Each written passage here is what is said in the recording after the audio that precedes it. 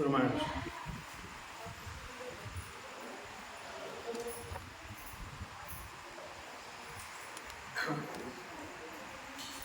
ಶ್ರೀ ಗುರುಭ್ಯೋ ನಮಃ. ಹರಿ ಓಂ. ಆಪಾದಮೌಲಿಪರ್ಯಂತಂ ಗುರುಣಾಂ ಕೃತಿಂ ಸ್ಮರೇತ್. ತೇನ ವಿಘ್ನಾಃ ಪ್ರಣಶ್ಯಂತಿ ಸಿದ್ಧ್ಯಂತಿ ಚ ಮನೋರಥಾಃ. ವಂದೇ ವಂದ್ಯಂ ವಿಧಿಭವಮಹೇಂದ್ರಾದಿವೃಂದಾರಕೇಂದ್ರೈಃ ವ್ಯಕ್ತಂ ವ್ಯಾಪ್ತಂ ಸುಗುಣಗಣಜೋ ದೇಶತಃ ಕಾಲತಶ್ಚ ದೂತಾವದ್ಯಂ ಸುಖಚಿತಿಮಯೈಃ ಮಂಗಲೈರ್ಯುಕ್ತಮಂಗೈಃ ಸಾನಾಥ್ಯಂ ನೋಮಿದರ್ವಿಕಂ ಬ್ರಹ್ಮನಾರಾಯಣಾಖ್ಯಂ ಭೂಷಾತ್ಮಂ ಭುವನಮಯಸ್ಯಾಖಿಲಾಶ್ಚರ್ಯರತ್ನಂ ನೀಲಾರತ್ನಂ ಜನನಿಧೈತದ್ದೇವತಾಮೂಲಿರತ್ನಂ ಚಿಂತಾರತ್ನಂ ಜಗತಿ ಭಜತಾಂ ಸತ್ಸರ್ವದದ್ಯುರತ್ನಂ ಕೌಸಲ್ಯಾಯಾಃ ಲಸತು ಮಮಾನ್ಮಂಡಲೆ ಪುತ್ರರತ್ನಂ ಮಹಾವ್ಯಾಕರಣಂ ಕೋನಿಮಂಥಮಾನಸಮಂದರಂ ಕವಯಂತಂ ರಾಮಕೀರ್ತ್ಯಾ ಹನುಮಂತಮುಪಾಸ್ಮಹೇ ಮುಖ್ಯಪ್ರಾಣಾಯ ಧೀಮಾಯ ನಮೋ ಯಸ್ಯ ಭುಜಾಂತರಂ ನಾನಾವೀರಸುವರ್ಣಾನಾಂ ನಿಕಷಾಶ್ನಾಯಿತಂ ಪ್ರಭೋ ಸಾಂತಸ್ಥಾನಂದಶಯ್ಯಾಯ ಪೂರ್ಣಜ್ಞಾನರಸಾವಿನವೇ ಭುಕ್ತುಂಗವಾಕ್ತರಂಗಾಯ ಮಧ್ವದುಗ್ಧಾಬ್ಧಯೇ ನಮಃ. ಸುತ್ತಿರತ್ನಾಕರೇ ನಮ್ಮೆ ಮೂಲರಾಮಾಯಣಾನ್ನಮೇ ವಿಹರಂತೋ ಮಹೀಯಾಂ ಸಹ ಪ್ರಿಯತಾಂ ಗುರವೋ ಮಮ. ವಾಲ್ಮೀಕೇರ್ಗೋ ಪುನೀಯಾನ್ನೋ ಮಹೀಧರಪದಾಶ್ರಯಾಯ ದುಗ್ಧಮುಪಜೀವಂತಿ ಕವಯಸ್ಕರ್ಣಕಾಯಿವ. ಪೂಜ್ಯಾಯ ರಾಘವೇಂದ್ರಾಯ ಸತ್ಯಧರ್ಮರತಾಯ ಚ ಭಜತಾಂ ಕಲ್ಪವೃಕ್ಷಾಯ ನಮತಾಂ ಕಾಮಧೇನವೇ. ಸತ್ಯಾಭಿಜ್ಞಕರಾಜ್ಯೋತ್ಸಾಹಪಂಚಾಶದ್ವರ್ಷಪೂಜಕಾಂ ಸತ್ಯಪ್ರಮೋದತೀರ್ಥಾರ್ಯಾನ್ ನೌಮಿ ನ್ಯಾಯಸುಧಾರತಾಂ ಸಸ್ಯಸ್ಥೇಡರತಾಂ ಅಖಿಲ ಸನ್ಮಂಗಲಾನಿ ಭವಂತು. ಭಗವಂತ ಸೀತೆಯನ್ನ ವಿವಾಹ ಆದ ಮೇಲೆ ದಾರಿಯಲ್ಲಿ ಬರುವ ಸಂದರ್ಭದಲ್ಲಿ ಅಯೋಧ್ಯೆಗೆ ಕೇವಲ ಭೇಟಿಯಾಯಿತು ಪರಶುರಾಮ ದೇವರದು. ಪರಶುರಾಮ ದೇವರಂದು ನೀನು ಸರ್ವೋತ್ತಮ ಅಂತ ತೀರ್ಮಾನ ಆಗಬೇಕಾದ್ರೆ ನನ್ನ ಜೊತೆ ಹೊಡೆದಾಡಬೇಕು. ದಶರಥ ಅಂದ ನಾನು ಸರ್ವೋತ್ತಮ ಆಗೋದೇ ಬೇಡ, ಬಿಟ್ಟುಬಿಡಿ, ಆಗೋದೆಲ್ಲ ಜಗತ್ತಿಗೆ ಗೊತ್ತಾಗಲಿ ಅಂತ ಸ್ವಲ್ಪ ಅದರ ಹಿನ್ನೆಲೆಯನ್ನು ಹೇಳ್ತಾರೆ. ಧನಸ್ಸಿಂದ ಶಾಂಗಧನಸ್ಸು ದೇವರ ಕೈಯಲ್ಲಿರೋದು, ಪಿನಾಕ ಅನ್ನೋದು ರುದ್ರದೇವರ ಕೈಯಲ್ಲಿ ಇರುವಂತಹ ಧನಸ್ಸು. ಅದರ ಹಿನ್ನೆಲೆಯನ್ನ ಹೇಳಿ ಜಾಪತತ್ರ ಉಭೇ ರಾಮ ಲಬ್ಧ್ವಾ ಹರಿಹರಪುರ. ನೋಡು, ಎರಡು ಚಾಪರತ್ನ, ಚಾಪ ಅಂದ್ರೆ ಬಿಲ್ಲುಗಳು ಎರಡು, ಒಂದು ಶಾರಂಗ ಇನ್ನೊಂದು ಪಿನಾಕ ಅಂತ. ತಾಭ್ಯಾಂ ಜಗಚ್ಚಕೀತಾಭ್ಯಾಮೇ. ಈಗ ನೋಡು, ಒಂದು ಬಿಲ್ಲನ್ನು ನೀನು ಮುರಿದಿದೆ, ಪಿನಾಕ ರುದ್ರದೇವರ ಕೈಯಲ್ಲಿದ್ದ. ಈ ಶಾಂಗಧನಸ್ಸಿನ ಜೊತೆ ನೀನು ಯುದ್ಧವನ್ನು ಮಾಡು, ಇದು ಸಾಮಾನ್ಯ ಅಲ್ಲ ಅಂತಂದಾಗ ಪರಶುರಾಮ ದೇವರಿಗೂ ಹಾಗೂ ಶ್ರೀರಾಮನಿಗೂ ಯುದ್ಧ ಆಯಿತು. ರಾಮ ಬೇರೆ ಅಲ್ಲ, ಪರಶುರಾಮ ಬೇರೆ ಅಲ್ಲ, ಇದೇನಿದು ದೇವರ ಜೊತೆನೆ ಹೊಡೆದಾಡದ ಅಂತ ಪ್ರಶ್ನೆ ಬರಬಹುದು. ಇಲ್ಲಿ ಕೊಟ್ಟಂತಹ ಒಂದು ಕಾರಣ ಏನು ಅಂದ್ರೆ ಪರಶುರಾಮ ದೇವರನ್ನ ದೇವರು ಸೋಲಿಸ್ತಾ ಅಂತ ಇದೆ. ಮಧ್ವಾಚಾರ್ಯರು ಹೇಳ್ತಾರೆ, ಇಲ್ಲಿ ನಮ್ಮ ನಾರಾಯಣ ಪಂಡಿತರು ಅದನ್ನ ಸಂಗ್ರಹ ಮಾಡಿ ಕೊಡ್ತಾರೆ. ಅತುಲ ಅನ್ನುವಂತಹ ಒಬ್ಬ ರಾಕ್ಷಸ, ಅವನು ಬ್ರಹ್ಮದೇವರಿಂದ ವರ ತೆಗೆದುಕೊಂಡ. ಬ್ರಹ್ಮದೇವರಿಂದ ಅವಧ್ಯತ್ವವನ್ನ ವರವಾಗಿ ಮಾಡಿದ. ಬ್ರಹ್ಮದೇವರನ್ನು ಯಾವುದಾನ ಒಂದು ಕಂಡೀಷನ್, ನಿನಗೆ ಅವಧ್ಯತ್ವ ಇದೆ, ಸಾವಿಲ್ಲ, ಆದರೆ ಯಾವುದನ್ನ ಒಂದು ಬಿಟ್ಟು ಅದನ್ನ ಆಫ್ ಮಾಡ್ಬೋದು. ಸರಿ, ದೇವರು ಎಲ್ಲಿಯವರೆಗೂ ಸಾಯಲ್ಲೋ ಅಲ್ಲಿಯವರೆಗೂ ಸೋಲಲ್ಲೋ ಅಲ್ಲಿಯವರೆಗೂ ನನಗೆ ಸಾವು ಬೇಡ. ಇದ್ದಿದ್ರಲ್ಲಿ ಅದು ಬುದ್ಧಿವಂತಿಕೆನೆ. ದೇವರಿಗೆ ಸೋಲೇ ಇಲ್ಲ, ನನಗೆ ಸಾವೇ ಇಲ್ಲ ಅಂತ. ದೇವರಂದ ಮಗನೇ, ನಾ ಸೋತಂತೆ ನಟನೆ ಆದರೂ ಮಾಡ್ತೀನಿ, ನೀ ಸಾಯಿ ಅಂತ. ಪರಶುರಾಮ ದೇವರಲ್ಲಿ ಒಂದು ಇದ್ದ. ಪರಶುರಾಮ ದೇವರಿಗೂ ಹಾಗೂ ರಾಮಚಂದ್ರನಿಗೂ ಯುದ್ಧ ಆದಾಗ ಬಾಣ ಬಿಡುವ ಕಾಲಕ್ಕೆ ಪರಶುರಾಮ ದೇವರು ಅಯ್ಯೋ ನಾ ಸತ್ತೆ ಸೋತೆ ಅಂದರು. ಹೊಟ್ಟೆಗೆ ಬಿದ್ದ. ಅಲ್ಲಿದ್ದು ಅವನು ಅಯ್ಯೋಯ್ಯೋ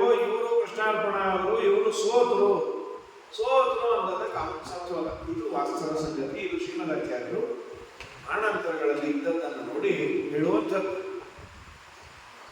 ಭಾಗವತದಲ್ಲಿ ಒಂದು ಪ್ರಸಂಗ ಇದೆ.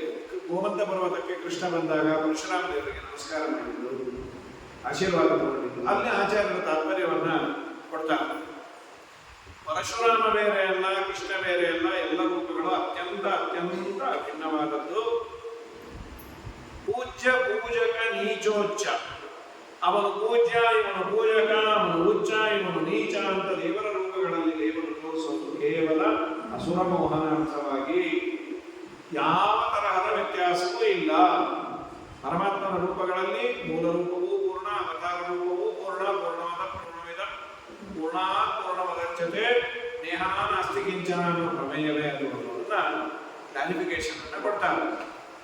ಇಲ್ಲಿ ರಾಮಾಯಣದಲ್ಲಿ ಆದದ್ದು ಏನು ಅಂದ್ರೆ, ಅತುಲ ಅನ್ನುವ ರಾಕ್ಷಸನ ಸಂಹಾರಕ್ಕಾಗಿ ಸೋಲಂತೆ ನಟನೆಯನ್ನ ಮಾಡಿ ಪುರಾತುಲೋ ನಾಮ ಮಹಾಸುರೋ ಭವತ್ ವರಸ್ಸತು ಬ್ರಹ್ಮಣ ಆಪಲೋಕತಾಂ ಪುನಶ್ಚ ತಂ ಪ್ರಾಹ ಜಗದ್ಗುರುರ್ಯದಾ ಹರಿರ್ಜಿತಃ ಸ್ಯಾತ್ತಿ ತದೈವ ವಧ್ಯಸೆ. ಯಾವಾಗ ದೇವರನ್ನ ಯಾರಾದರೂ ಗೆದ್ದರೆ ಅಥವಾ ದೇವರು ಸೋತರೆ ನಾನು ಸಾಯ್ತೇನೆ ಅಂತ. ಅಥೋವದಾರ್ಥಂ ಜಗದಂತಕಸ್ಯ ಸರ್ವಾಜಿತೋಹಂ ಜಿತವದ್ವ್ಯವಸ್ಥಿತಃ ಇದೇವಿತೆ ಲೋಕಮಯೇ ಸ ರಾಘವೋ ಮುಮೋಚ ಬಾಣಂ ಜಗದಂತಕೆ. ಅಸುರೇ ಜಗತ್ತನ್ನೇ ನಾಶ ಮಾಡುವ ಅಸುರನ ಮೇಲೆ ಬಾಣವಿಟ್ಟು ಅತುಲ ನಾಮಕ ರಾಕ್ಷಸನನ್ನ ಕೊಂದದ್ದೇ ವಿನಃ ಪರಶುರಾಮ ದೇವರು ಸೋಲು ಗೀಲು ದೇವರ ರೂಪದಲ್ಲಿ ಚಿಂತನೆ ಮಾಡಬೇಡಿ. ದೇವರಿಗೆ ಸೋಲಿದೆ ಎಂದು ನಾವು ಸೋತು ಹೋಗ್ತೇವೆ, ಅದಾಗಬಾರ್ದು. ಅದನ್ನ ಹೇಳ್ತಾರೆ. ಇದಾದ ಮೇಲೆ ಮುಂದೆ ಅಯೋಧ್ಯೆಗೆ ಬಂದಿದ್ದಾರೆ. ಅಲ್ಲಿಂದ ಅಯೋಧ್ಯೆ ಕಂಡ ಪ್ರಾರಂಭ. ಶ್ರೀರಾಮಚಂದ್ರ, ಸೀತಾದೇವಿ, ಆ ಎಲ್ಲ ಸೊಸೆಯರು, ಲಕ್ಷ್ಮಣ, ಭರತ, ಶತ್ರುಘ್ನ ಅವರ ಹೆಂಡತಿಯರ ಜೊತೆ ಅಯೋಧ್ಯೆಯಲ್ಲಿ ಬಂದರು. ಎಲ್ಲರಿಗೂ ಆನಂದ ಆಗಿದೆ.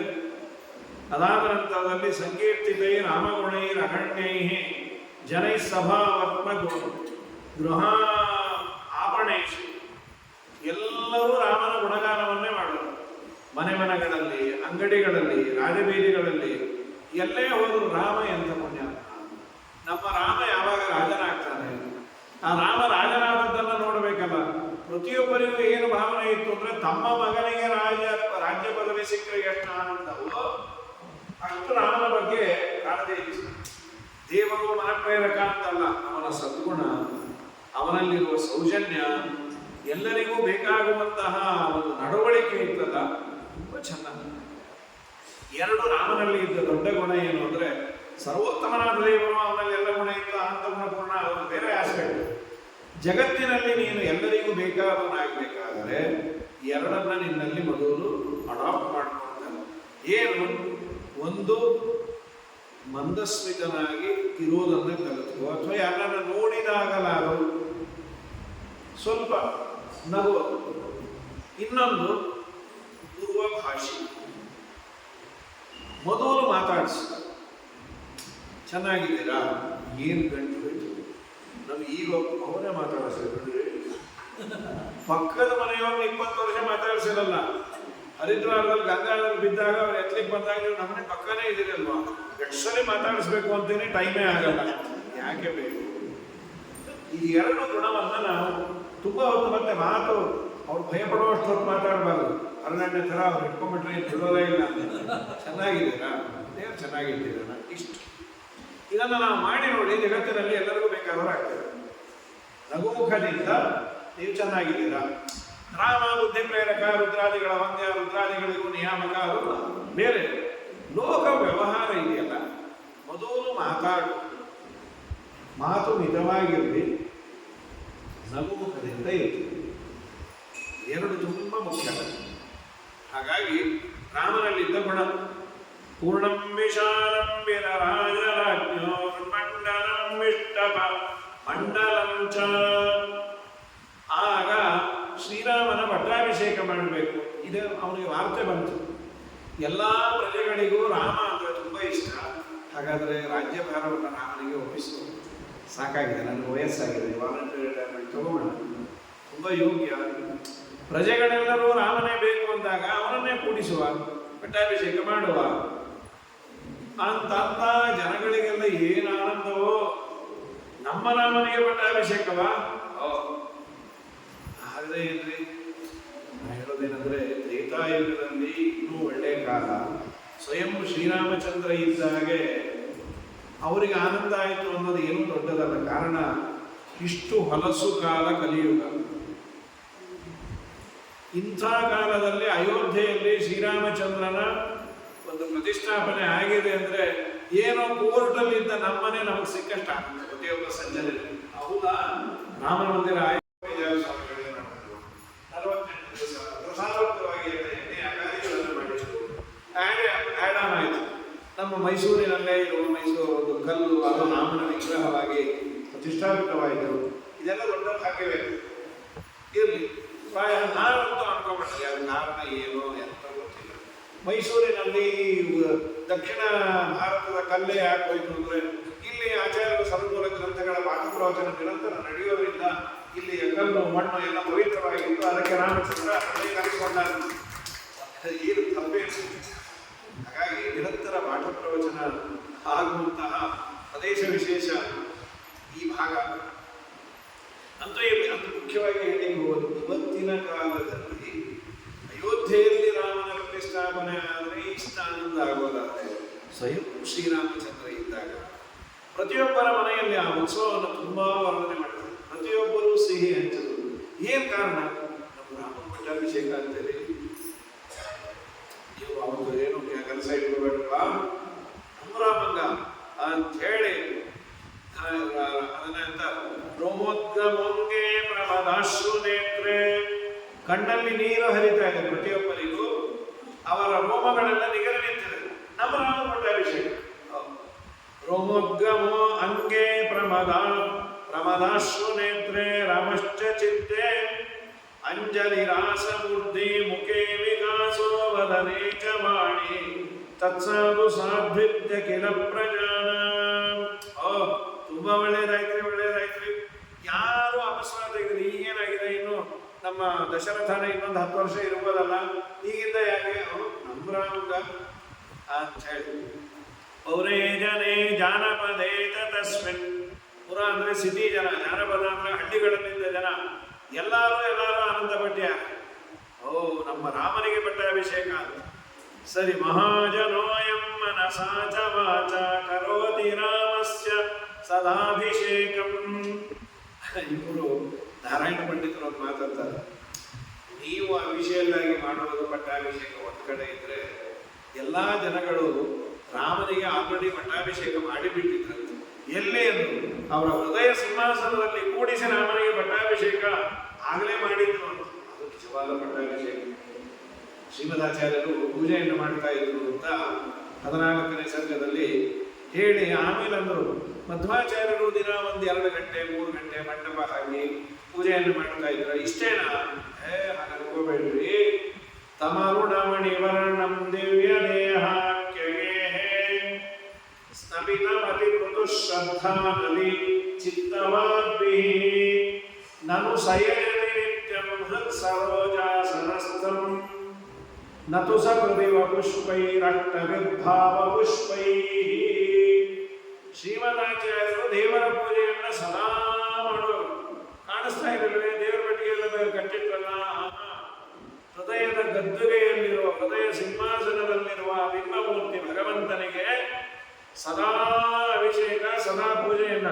ಅಲ್ಲ, ಅಭಿಷೇಕ ಮಾಡಲಿಕ್ಕೆ ನೀರು ಬೇಕಲ್ಲ, ಅದಕ್ಕಂದ್ರು ನಾನು ಸಯಜಿತಿ ನಿತ್ಯ ಮೃತ್ ಸರೋಜಾಸನಸ್ಥ. ಹೃದಯ ಕಮಲದಲ್ಲಿರುವ ದೇವರಿಗೆ ಪೂಜೆಯನ್ನು ಮಾಡೋರು. ಅದಕ್ಕೆ ಯಾವುದು? ಶ್ರದ್ಧಾ ನದಿ ಚಿತ್ತವಾಗ್ಬಿ.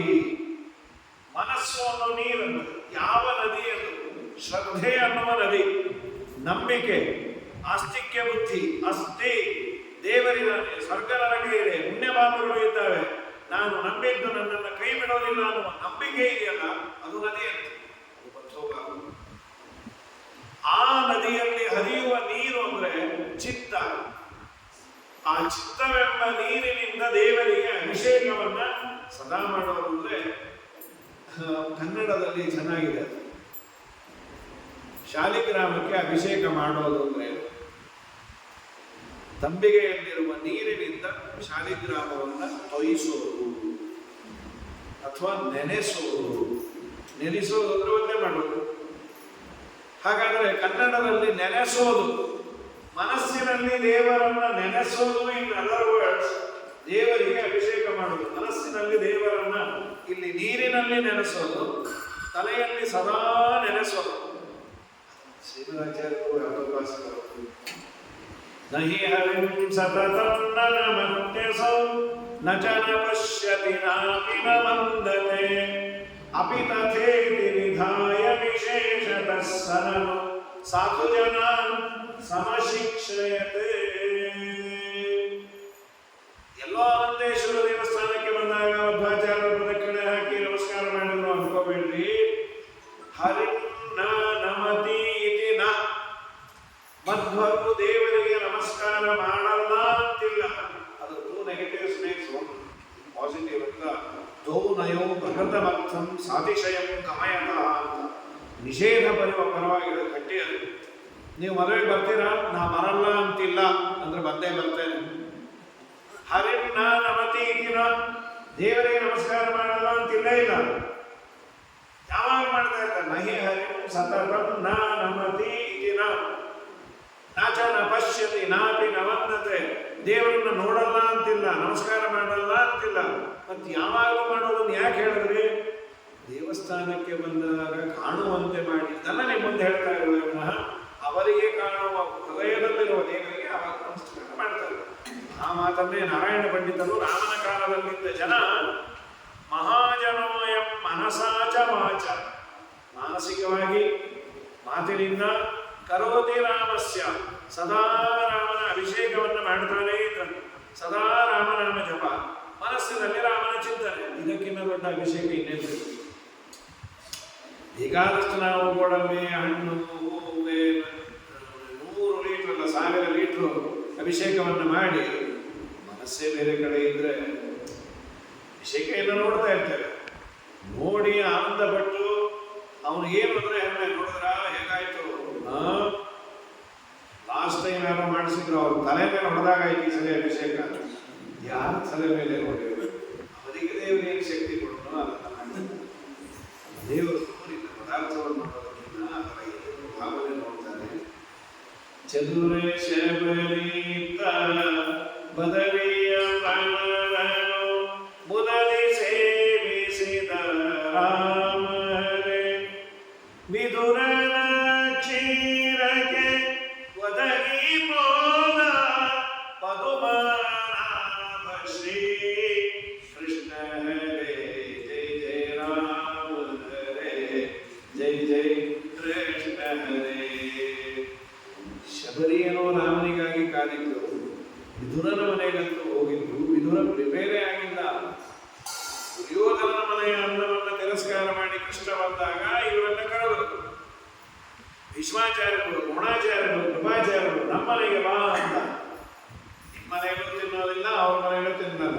ಅವ್ರ ಮನೆಯಲ್ಲಿ ಬಿಟ್ಟದ್ದು ಯಾಕೆಂದ್ರೆ ಸಂಪ್ರೀತಿ ಭೋಜ್ಯಾನಿ ಆಪದ್ ಭೋಜ್ಯಾನಿ ಮಾಪುನಃ ನಕ ಸಂಪ್ರೀಯಸೆ ರಾಜನ್ ನಹಿ ಆಪದ್ಗತಾವಯ. ಒಂದ ಆಪತ್ತಿರಬೇಕು. ಇನ್ನೊಬ್ಬರ ಮನೆಯಲ್ಲಿ ಅನ್ನ ತಿನ್ನೋದಕ್ಕೆ 2 ಕಾರಣ. ನನಗೆ ತುಂಬಾ ಆಪತ್ತಿದೆ ಅಂದ್ರೆ ಅವ್ರು ಹಾಕ್ತಾರೆ. ಅಂದ್ರೆ ನಿಮ್ಮ ಹಿರಿಯರನ್ನೆಲ್ಲ ಅಂತಾರೆ, ಬದುವೀಗ ಅವರು ಅನ್ನ ಹಾಕಿ ತಿಂದು ಬದುಕಿದ್ರೆ ಏನು ಯಾಕೆ ಅಂತೀರಿ ಅಂತ ಕೇಳಲಿಕ್ಕೆ ನಾ ಬದುಕಿರ್ಬೇಕಲ್ಲ. ಅಥವಾ ತುಂಬಾ ಆದರದಿಂದ ಕರೆದೆಯಾರೆ, ಹಸಿವು ಹೆಚ್ಚಾಗಿದೆ ಅಥವಾ ಆದರ ಚೆನ್ನಾಗಿದೆ, 2 ನಮ್ಮ ಮೇಲೆ. ಅದಕ್ಕೆ ಕೃಷ್ಣ ಅಂತ, ದುರ್ಯೋಧನ ನಿನ್ನಲ್ಲಿ ಆದರ ಇಲ್ಲ, ನನಗೆ ಅನಿವಾರ್ಯತೆ ಇಲ್ಲ. ಆ 2 ಇಲ್ಲ, ಅನಿವಾರ್ಯತೆ ಆದರ 2 ಇಲ್ಲ. ಆದ್ರಿಂದ ನಿಮ್ಮಲ್ಲಿ ತಿನ್ನೋದಿಲ್ಲ. ಎದ್ದು ನೀನು ಪಾಂಡವರನ್ನು ದ್ವೇಷ ಮಾಡೋದ್ರಿಂದ ನನ್ನ ಪಾಂಡವರು ಅಂದ್ರೆ ಮಹಾಪ್ರಾಣ ನನಗೆ. ಎದ್ದು ಬಂದ ಮೇಲೆ ಇವರೆಲ್ಲ ನಮ್ಮನೆ ನೋಡುವುದಲ್ಲ, ತಿನ್ನಲ್ಲ. ಏನ್ ನಾವು ಮಾಡಿದ ಅಪರಾಧ?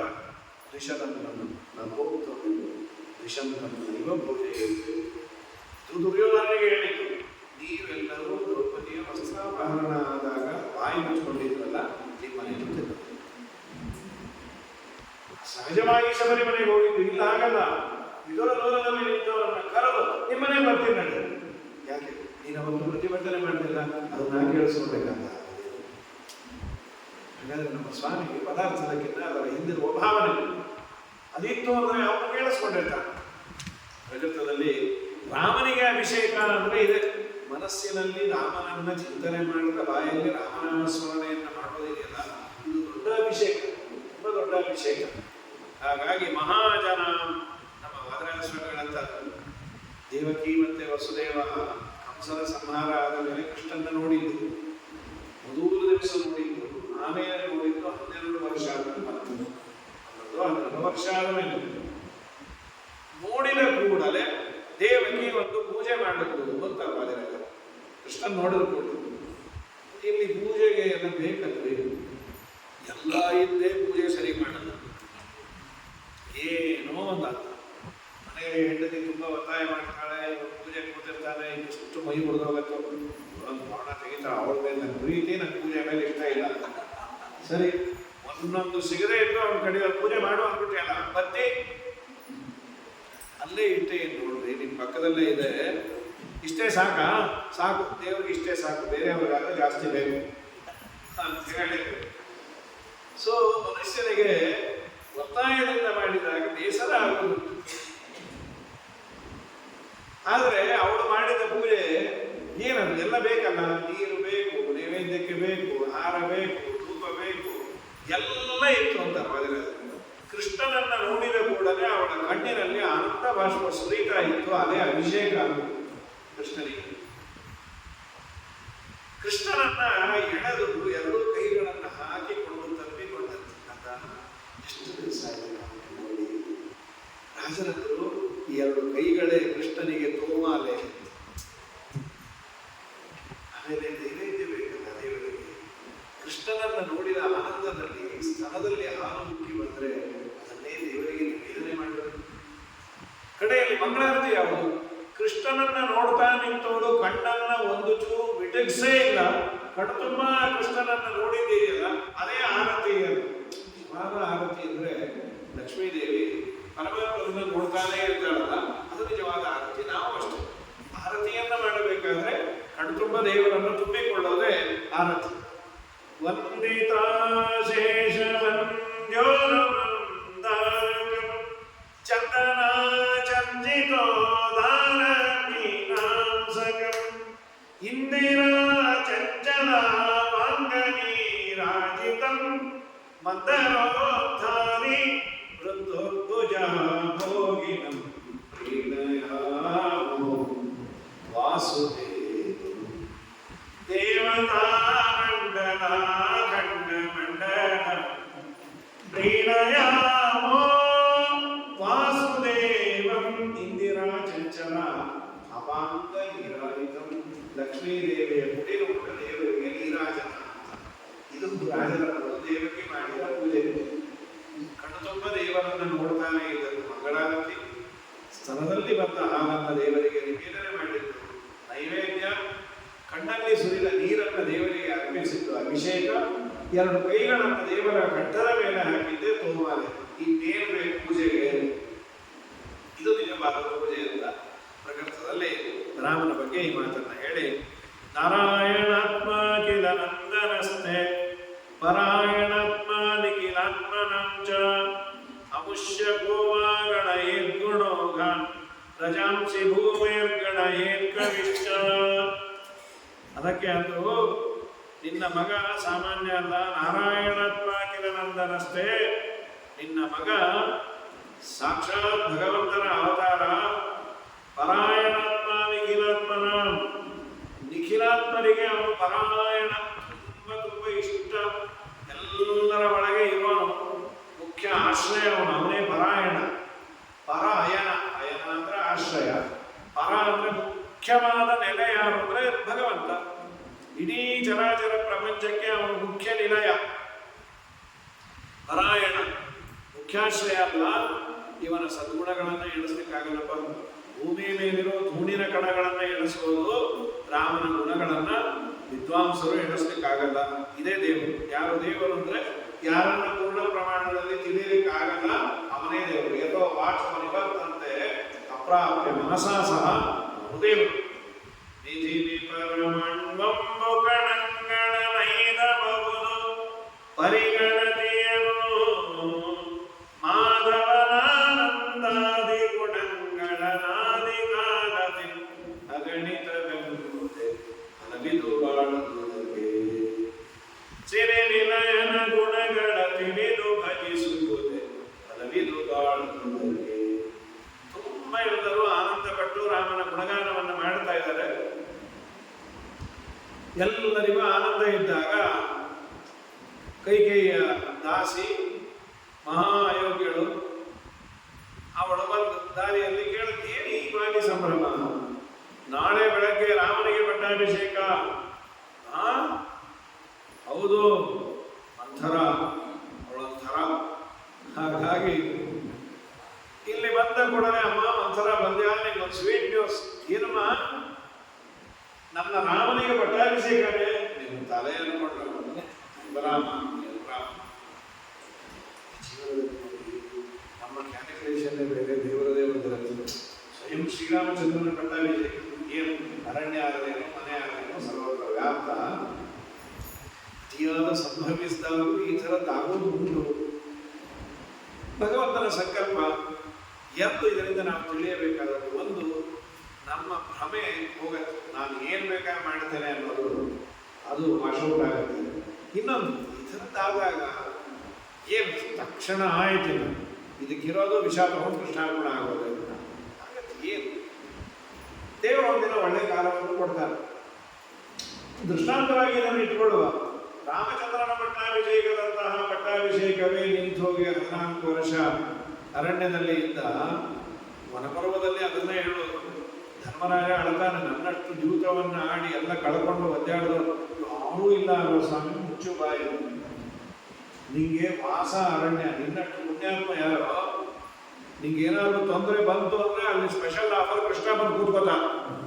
ಇದಕ್ಕಿಂತ ಏನು ದೊಡ್ಡ ಭಾಗ್ಯ ಯಾರಿಗುಂಟು ಯಾರಿಗಿಲ್ಲ. ಶ್ರೀಮದಾಚಾರ್ಯರಿಗೆ ಗೀತೆಗೆ ವ್ಯಾಖ್ಯಾನ ಮಾಡ್ತಾ ಅಂದರು, ಪಾಂಡವರ ವನವಾಸಕ್ಕೂ ಮೋಕ್ಷಕ್ಕೂ ಇರುವ ಡಿಫರೆನ್ಸ್ ಎಷ್ಟು ಅಂದರೆ ಅಂತರಂ ಕಿಂಚಿದೇವಹಿ ಅಂತ ಶ್ರೀಮದಾಚಾರ್ಯ. ಮೋಕ್ಷದಲ್ಲಿ ಏನು ಆನಂದ ಇರಬೇಕು, ಆ ಆನಂದ ಅರಣ್ಯದಲ್ಲಿ ತರ್ತಾರೆ. ಏನು ದಿನ 1 ಲಕ್ಷ ಜನ ಬ್ರಾಹ್ಮಣರಿಗೆ ಭೋಜನ, ಗೋದಾನ, ಸುವರ್ಣದಾನ, ಅಕ್ಷಯ ಪಾತ್ರೆ, ಭಾರಿ ಆನಂದದಿಂದ ಇದ್ರು. ನಿಜವಾಗ್ಲೂ ಒದ್ದಾಡಿದ್ದು ದೇವದನಾದಿಗಳು. ಹಾಗಾಗಿ ಬರೋದು ಇವರು ಟೆಸ್ಟ್ ಮಾಡಲಿಕ್ಕೆ 8 ದಿನ ವಾಪಸ್ ಎಲ್ಲ ನರಸಿಂಹ ಫುಲ್ ಘೋಷಯಾತ್ರೆ ಅಂತ ಬಂದರು. ಹಳ್ಳಿಯಲ್ಲಿ ಘೋಷ ಅಂದರೆ ಹಳ್ಳಿಯಲ್ಲಿ ಹಾಲೆಲ್ಲ ಸರಿ ಕರೀತಾ ಇದ್ದು ನೋಡ್ಕೊಂಡು ಇವ್ರಿಗೆ ಅಡಗಿಸ್ಬೇಕು ಅಂತ ಚೆಟ್ಟು ಬಿಟ್ಟು ಚೆಚ್ಚಿ ಕೈಕಾಲು ಕಟ್ಟಿ ಆಮೇಲೆ ಒಂದಿಬ್ರು ಆಗಿದ್ರು. ನನ್ನ ಕಡೆಯವರು ಬಂದು ಈ ಪಾಂಡವರಲ್ಲಿ ಇದ್ದ ಕಡೆ ಹೇಳೋದು, ದಯಮಾಡಿ ಅವ್ರನ್ನೆಲ್ಲ ಬಿಡಿಸ್ಬೇಕು. ಏನು ಆನಂದವೂ ನೀರಿಸಿದ ದೇವರಂತ ಮಹಾಭಾರತ ತುಂಬ ಚೆನ್ನಾಗಿದೆ. ಅಂತೂ ದೇವರು ನಮ್ಮ ಪಾಲಿಗಿದ್ದಾನೆ ಅಂತ ಇವತ್ತು ಗ್ಯಾರಂಟಿ ಆಯಿತು. ನಾವು ಮಾಡಬೇಕಾಗಿದ್ದು ಯಾರು ಮಾಡಿದ್ದಾರೆ ಹ್ಯಾಂಡ್ಸ್ ಆನ್ ಅಂತ. ನಮ್ಮವರೇ ಅಲ್ವಾ, ಏನು ನಮ್ಮವರೇ, ಒಳ್ಳೆಯದಾಯ್ತು ಚಚ್ಚಿಟ್ಬಿಡ್ಲಿ ಅವ್ರನ್ನ. ಇಲ್ಲ ಬನ್ನಿ ಆಮೇಲೆ ಎಲ್ಲ ಬಿಡಿಸಿ ಮಾಡಿ ಗಂಧರ್ವರಲ್ಲಿ ಯುದ್ಧ ಮಾಡಿ ಪಾಂಡವರು. ಕರ್ಣ ಓಡಾಟೋಗಿದ್ದ ಅಷ್ಟೊತ್ತಿಗೆ ಎಲ್ಲ ಬಿಡಿಸಿ ಆದಮೇಲೆ ದುರ್ಯೋಧನ ಬಂದ ಕರ್ಣನ ಹತ್ರ. ಬಹುಪರ ಕಂತೂ ನೀನು ಸಮರ್ಥಪ್ಪ, ಆ ಗಂಧರ್ವರೆಲ್ಲ ನಿನ್ನ ಮುಂದೆ ಚಿತ್ರ ಅನ್ನುವ. ನಾನು ಆಗಿಲ್ಲ ಅಂತ ಚಿತ್ರ. ಮತ್ತೆ ಹೇಗೆ ಬಂದೆ, ಪಾಂಡವರು ಧೈರ್ಯದಿಂದ ಬಂದು ದಯಾಗಿಯ ಅನ್ಬೇಡ, ಅವ್ರ ಡ್ಯೂಟಿ ಅದು. ಏನು ರಾಣಿ ದುರಹಂಕಾರ, ಚಟ್ಟಿ ಕೆಳಗೆ ಬಿದ್ರು ಮೀಸೆ ಮಣ್ಣಾಗಲಿಲ್ಲ ಅಂತ. ಪಾಂಡವರು ನಮ್ಮನ್ನ ಸೇವ್ ಮಾಡಿದ್ದಾರೆ ಅನ್ನೋದು ಇಲ್ಲ. ಇನ್ಯಾವಾಗ ಬಂದ್ರು ಇನ್ನೊಬ್ಬರು ಕೇಳ ಹೊಡೆಸ್ಕೊಂಡು. ದೇವರ ಅನುಗ್ರಹ ಇದ್ರೆ ಅರಣ್ಯ ಆದ್ರೇನು ಅರಮನೆ ಆದ್ರೇನು. ಅವನ ಅನುಗ್ರಹ ಇದ್ರೆ ಅರಣ್ಯವೂ ಅರಮನೆ ಅಂತ. ದೇವರ ಅನುಗ್ರಹ ಇಲ್ಲ, ಅರಮನೆಯಲ್ಲೂ ತೊಂದರೆ ಇಲ್ಲ. ಪ್ರಕೃತದಲ್ಲಿ ಶೋಭೂತೆ ಪುಷ್ಪಯೋಗೋಯಂ ಚೈತ್ರೇಸ್ಮಿನ್ ಮಾಸಿ ಜಸ್ಯತೆ. ಚೈತ್ರ ಮಾಸದಲ್ಲೇ ಪಟ್ಟಾಭಿಷೇಕದ್ದು ಮುಹೂರ್ತ ಇಟ್ಟದ್ದು. ಆಗ ರಾಮನನ್ನ ಕರೆದು ಹೇಳಿದರು, ರಾಮ ಅವಶ್ಯ ಏನು ವಿಧಿವಿಧಾನಗಳು, ಇವತ್ತು ಉಪವಾಸ ಇರಬೇಕು ನೀನು ನಿನ್ನ ಹೆಂಡತಿ, ನಾಳೆ ದಿವಸ ನನ್ನ ಪಟ್ಟಾಭಿಷೇಕ ಮಾಡ್ತೇವೆ, ಯೌವರಾಜ್ಯದಲ್ಲೇ ನೀನು ಕೊಡಬೇಕು. ಅವ ಏನು ಹೇಳ್ತಾನೋ ಅದನ್ನು ನಾನು ಮಾಡ್ತೇನೆ ಅವಶ್ಯ. ಎಲ್ಲರಿಗೂ ಸಂಭ್ರಮ, ಎಲ್ಲರಿಗೂ ಆನಂದ. ಈ ಮಧ್ಯದಲ್ಲಿ ಅವಳು ಬಂದು ಅಂತಾಳ, ಬೆದ್ದ ಮಾತಾಡಬೇಡ, ರಾಮನ ಪಟ್ಟಾಭಿಷೇಕ ಅಂದ್ರೆ ನಿನಗೇನು ಸಂಭ್ರಮ? ಅಲ್ಲೇ ನನ್ನ ರಾಮ, ಏನ್ ನಿನ್ನ ರಾಮ? ಏನಿಲ್ಲ, ನಿನ್ನ ರಾಮ ಗೀಮ ಅಲ್ಲ. ರಾಮನ ಪರಂಪರೆಯವರೆಲ್ಲರೂ ರಾಜರಾಗ್ತಾರೆ, ನಿನ್ನ ಮಗನ ಪರಂಪರೆಯವರೆಲ್ಲರೂ ದಾಸರಾಗ್ತಾರೆ. ರಾಮನ ಮನೆ ಎಲ್ಲ ಚಾಕರಿ ಮಾಡೋದಾಗತ್ತೆ. ಭರತ ಒಬ್ಬನೇ, ಇದು ಬೇಕಾ ನಿನ್ನ ಮಗನಿಗೆ? ಅಯ್ಯೋ, ಇದು ನಂಗೆ ಹೊಡಿಲೇ ಇಲ್ಲ, ಅದಕ್ಕೆ ನಾನಿರೋದು. ಯೋಗ್ಯರ ಸಹವಾಸ ಸ್ವಲ್ಪೇ ಹೊತ್ತಿನಲ್ಲಿ ಜನ್ಮದಿಂದ ಇದ್ದಂತಹ ವಿಶ್ವಾಸವನ್ನ ಅದೇ ಗಂಟೆಯಲ್ಲಿ ಕಡಿಬೇಕು ಅಂದರೆ ಅಯೋಗ್ಯರ ಸಹವಾಸದ ಎಫೆಕ್ಟ್ ಎಷ್ಟು ಸಾರ್ವಕಾಲಿಕ ಸರಿ. ಶುದ್ಧ ಮಡಿ ಆಗಬೇಕು ಅಂದರೆ ಎಷ್ಟು ಕಷ್ಟ.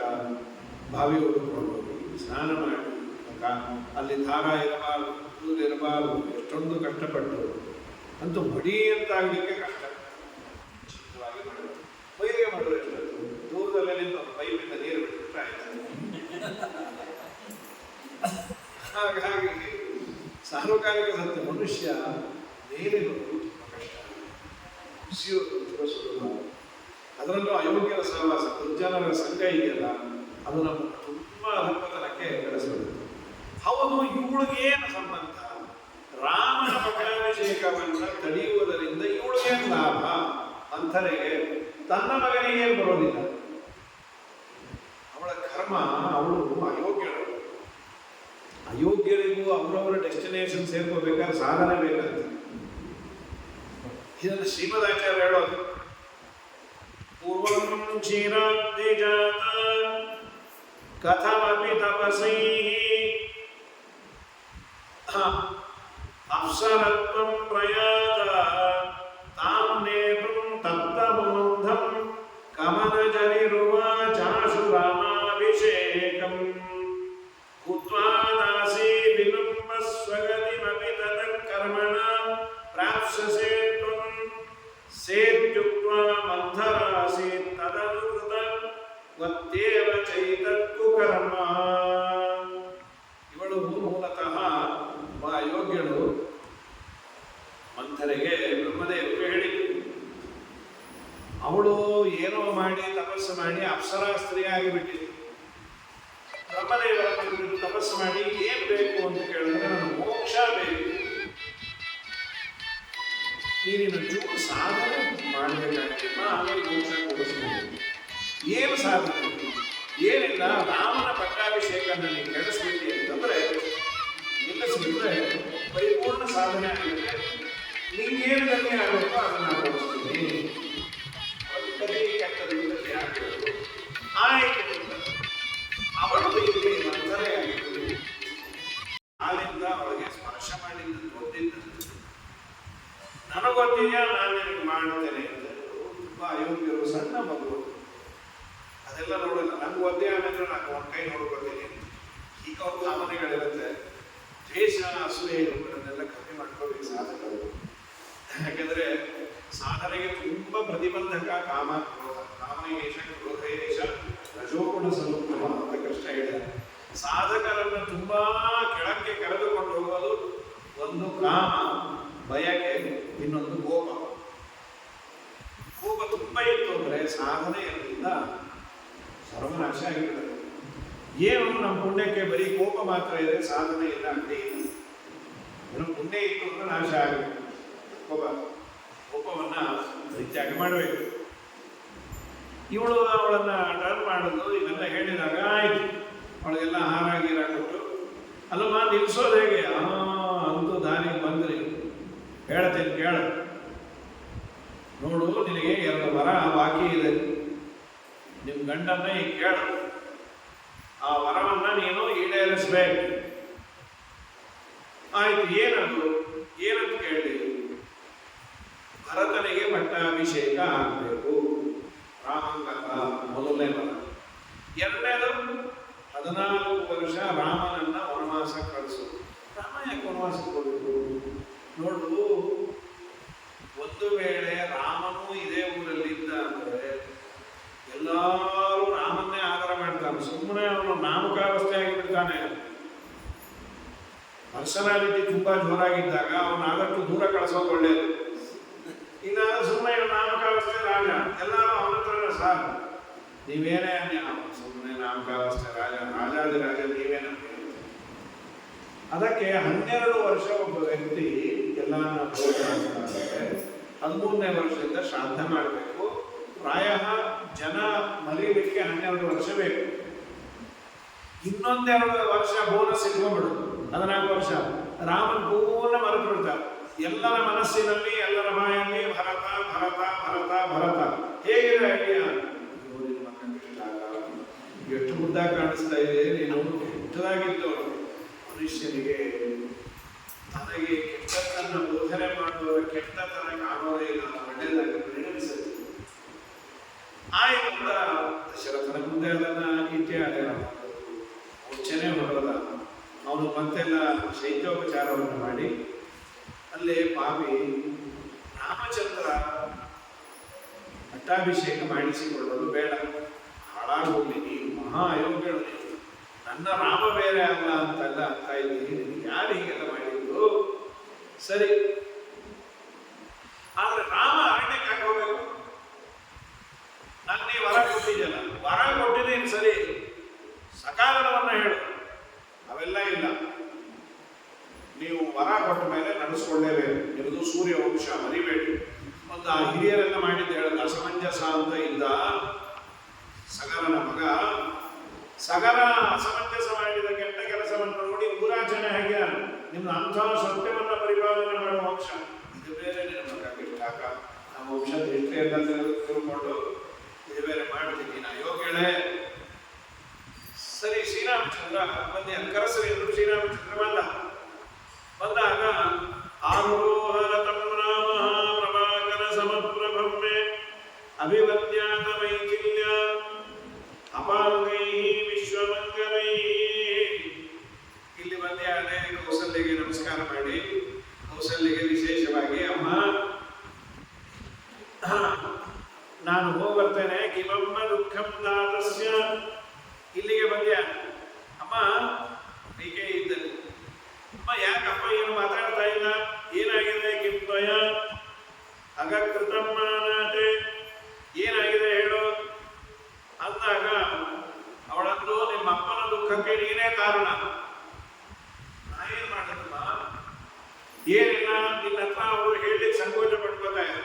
ನೀ 14 ವರ್ಷ ವನವಾಸಕ್ಕೆ ಹೋಗ್ಬೇಕು, ನನ್ನ ಮಗನಿಗೆ ಪಟ್ಟಾಭಿಷೇಕ ಆಗಬೇಕು. ಅಮ್ಮ ನನ್ನ ಮೇಲೆ ಎಷ್ಟು ಕರುಣೆ ನಿನಗೆ, ಯಾಕಪ್ಪ? ರಾಜ್ಯಭಾರವನ್ನ ಹೊರೋದು ಕಷ್ಟ ಅಂತ ಹೇಳಿ ಆ ಭಾರವನ್ನೆಲ್ಲ ಭರ್ತ ಕೊಡ್ತಾ ಇದೆ ಪಾಪ. ನನ್ನನ್ನ ಅರಣ್ಯಕ್ಕೆ ಹೋಗಿ ಹಾಯ್ ಅಂತ ಇರುವಂತ ಇದೆ. ನಿಜವಾಗ್ಲೂ ತಾಯಿ ಪ್ರೀತಿ ಅಂದ್ರೆ ನಿನ್ ತರ ಇರಬೇಕು. ಇವ್ರು ಏನು ಆಡ್ಕೋತಾ ಇದ್ದಾನೋ, ಚುಚ್ಚಿ ಆಡ್ತಾ ಇದ್ದಾನೋ, ಕೆಲವೊಂದಿಗೂ ಇರುತ್ತಲ್ವ, ಅದು ಆ ವರ್ಷದಲ್ಲಿ ಗೊತ್ತಾಗತ್ತೆ. ಏನೋ ಚೆನ್ನಾಗಿರ್ಲಿಲ್ಲ ಪದಾರ್ಥ ಹಾಕಿದ್ದು, ಪಾಯಸ 2-3 ಸಲ ಹಾಕಿದಾಗ ಹೇಗಿದೆ, ತುಂಬಾ ಚೆನ್ನಾಗಿದೆಯಪ್ಪ ಅಂದ್ರೆ ಹೋಗ್ಬೇಡ್ರಿ, ಯಾಕೋ ತುಂಬಾ ಕೆಳದಾಗೆ ಯಾಕೋ ಅನ್ನಿಸ್ತಾ ಇದೆ ಅದು. ಹಾಗೆ ನೀನೇನೇನು ಇಲ್ಲಮ್ಮ, ನಾನು ಯಾರನ್ನು ಚಿಚ್ಚಿ ಮಾತಾಡೋರಲ್ಲ. ನನಗೆ ಅರಣ್ಯ ಆದ್ರೇನು, ಮನೆ ಆದ್ರೇನು, ಆದ್ರೆ ಒಂದೇ ಉಂಟಲ್ಲ, ನೀನು ವರ ಕೇಳಿದೆ ಅಪ್ಪ ಕೊಡಬೇಕು. ಒಂದು ಮಾತು ನನ್ನ ಅಪ್ಪ ಹೇಳಿಬಿಟ್ಟು, ನೀನು ಅರಣ್ಯಕ್ಕೆ ಹೋಗು, ಅವ್ನ ಬಾಯಿಂದ ಬರ್ಬೇಕು. ಅವ್ರು ಹೇಳೋದೇನು, ನಾ ಹೇಳೋದೇನು, ನಾ ಹೇಳೋದೇ ನೀನು ಹೋಗ್ಬೇಕು. ಆಯ್ತಮ್ಮ, ನಾನು ಹೋಗ್ಬರ್ತೇನೆ, ಆದರೆ ನನಗೊಂದು ಅರ್ಧ ಗಂಟೆ ಸಮಯ ಕೊಡ್ತೀಯಾ? ಚಂದ್ರಬಿಟ್ಟು ಅವ್ರಿಗೆ ಸರಿ ರಾಮ ಹೋಗ್ಕೊಟ್ಟಿದ್ದು ನೋಡಿ. ಏನು ಅರ್ಧ ಗಂಟೆಯಲ್ಲಿ ಏನು ಮಾಡ್ತೀನಿ? ಏನಿಲ್ಲ, ನಮ್ಮ ಅಮ್ಮ ಅವ್ರಿಗೆಲ್ಲ ನಮಸ್ಕಾರ ಸಾಂತ್ವನ ಮಾಡಿ ನಾನು ಹೋಗ್ಬರ್ತೀನಿ. ಅವಶ್ಯ ಭರತನೇ ರಾಜ್ಯ ಆಳಿ, ತುಂಬ ಸಂತೋಷ, ಯೋಗ್ಯರಿಗೆ ರಾಜ್ಯವನ್ನು ಕೊಡ್ತಾ ಇದ್ದೀ. ಇತ್ಯುಕ್ತವೂಚೇ ಕಾಕುಸ್ತೋ ವರಮ್ಯಾಸ್ಯಾಮ್ಯಹಂ ಸುಖಮ್ಮೆ ಆನೀಯತಾಂ ಚ ಭರತೋ ದೂತೈಃ ಸ್ವಾದ್ವಭಿಷಿಚ್ಯತ ನಿಸ್ಸಂಗಸ್ತೋ ವಯಂ ಮಾತುಃ ನ ತತ್ಪ್ರಾಕೃತಧರ್ಮಿಣಃ ಕಿಂತು ಕಸ್ಮಾದಿದಂ ತಾತಃ ಸ್ವಯಂ ನಾಜ್ಞಾಮಯತ್ಯಹೋ. ನಾವು ಸಹಜವಾಗಿ ನಿಸ್ಸಂಗರೇ, ಯಾರ ಸಂಘವನ್ನು ಉಳ್ಳೋರಲ್ಲ ರಾಮಚಂದ್ರ ಅಂತಂದು. ಆದರೂ ನಮ್ಮಪ್ಪ ಈ ಮಾತನ್ನ ಯಾಕಂತ ಇಲ್ಲ. ರಾಮೋಚೇತ ಕೈಕೇಯೀಂ ದೇವೀಂ ರಕ್ಷಾಮಿ ಮಾತರಂ ಸೀತಾಂ ಚ ಸಾಂತ್ವಯಿಷ್ಯಾಮಿ. ಸೀತೆಯನ್ನು ಸಾಂತ್ವನ ಮಾಡಿ, ನಮ್ಮ ಅಮ್ಮನನ್ನು ಸಾಂತ್ವನ ಮಾಡಿ ನಾನು ಹೋಗಿ ಬರ್ತೇನೆ. ಏತಾವತ್ ಕ್ಷಮ್ಯತಾಂ ನಾಥಸ್ತ್ವಯಾ ನಾಗರಿಷಿಜಾಯ ಭರತಪ್ನಾಥ ಪೃಥಿವಿ ಪಿತೃಶುಶ್ರೂಷಣೆ ರತಃ. ತಂದೆಯನ್ನು ಚೆನ್ನಾಗಿ ರಕ್ಷಣೆ ಮಾಡಿ ರಾಜ್ಯವನ್ನು ಚೆನ್ನಾಗಿ ಮಾಡಿ ನೋಡ್ಕೊಳ್ಳಿ. ದಶರಥ ಹೇಳ್ತಾನೆ, ಎಂಥ ಒಳ್ಳೆ ಮಗ ಹುಟ್ಟುಬಿಟ್ಟೆವು, ನಮ್ಮ ಮಗ ಕೆಟ್ಟವನಾಗಿದ್ರೆ ಚೆನ್ನಾಗಿರುತ್ತೆ. ಅಪ್ಪ ನೀನು ಬಾಯಿ ಮುಚ್ಕೊಂಡಿರು, ಯಾರ್ಯಾರಿಗೂ ಹೊರ ಕೊಟ್ಟರೆ ನಾ ಯಾಕೆ ಮಾಡಲಿ, ನಾ ಮಾಡಲ್ಲ. ಮನೆಗಳಲ್ಲಿ ಹೀಗಿರುತ್ತಾರೆ, ಹೀಗಿರುತ್ತಾರೆ. ನಾನು ಅಲ್ಲಿ ಆಚಾರ ಹೇಳಿದ್ದೇನೆ, ನಮ್ಮ ಮಗ ಬಂದು ತೀರ್ಥ ನೈವೇದ್ಯ ನೀನೇ ತಗೊಂಬ, ನೀ ಅವನು ಹೇಳಕ್ಕೆ. ಈಗ ನನ್ನ ಮಕ್ಕಳು ಅಲ್ಲೋ ಆಚಾರ ನಿಮ್ಮ ಮಗನ ಕಳಿಸು ಅಂತ ಕಳಿಸ್ದೆ, ಅವ್ರ ಮಗನ ನಾ ಯಾಕೆ ಹೋಗಲಿ. ಇಷ್ಟು ಮಾತುಗಳಾಗುತ್ತದೆ. ಶ್ರೀರಾಮಚಂದ್ರ ಏನಾವತ್ ದಶರಥ ಅಂತಾನೆ, ಇತಿ ಶುದ್ಧ, ನನ್ನ ಮಗ ಸುಳ್ಳಾಡಲ್ಲ, ನನ್ನ ಮಗ ಎಷ್ಟು ಒಳ್ಳೆಯವರು. ಪೂರ್ಣಾನಂದಸ್ಯ ರಾಮಸ್ಯ ಪೂರ್ಣೇಂದು ನಿಗಮಾನನಂ ದೃಷ್ಟ್ವಾ ರಾಜ್ಯಚ್ಯುತಸ್ಯಾಪಿ ಶೋಚಂತಿ ಸ್ಮ ಪುನಃ ಪ್ರಜಾಃ. ಲಕ್ಷ್ಮಣನ್ ಕೋಪ ಬಂತು, ಕೌಸಲ್ಯ ವಿಲಾಪ, ಓ ತಾಳ್ತಾಳೆ ರಾಮ.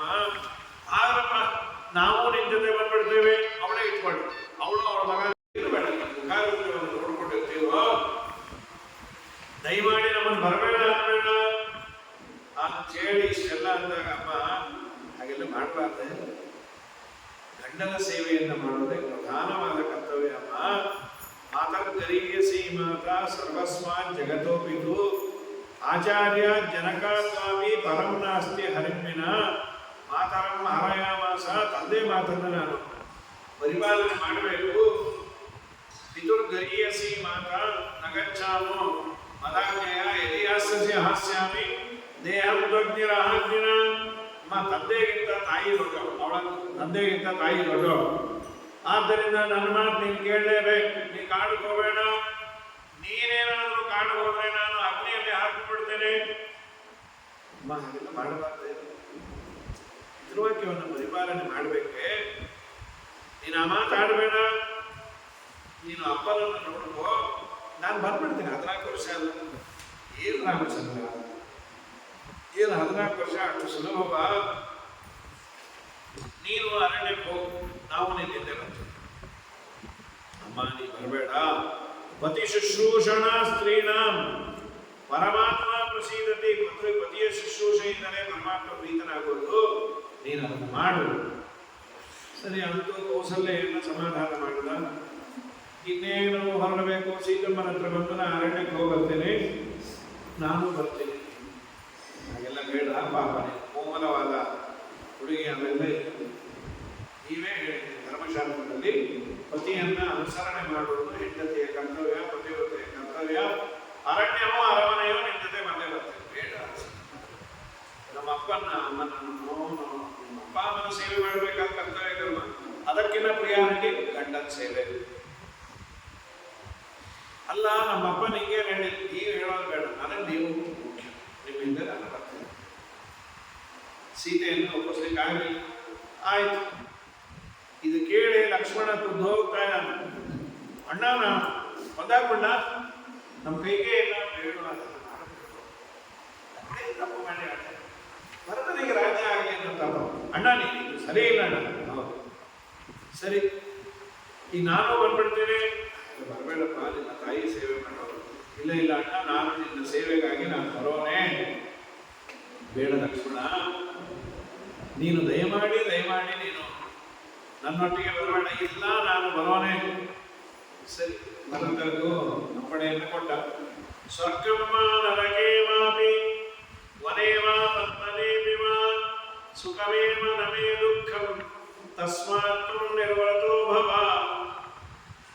ಇವನು ರಾಮ ಅಂತದ್ದೆಲ್ಲರಿಗೂ.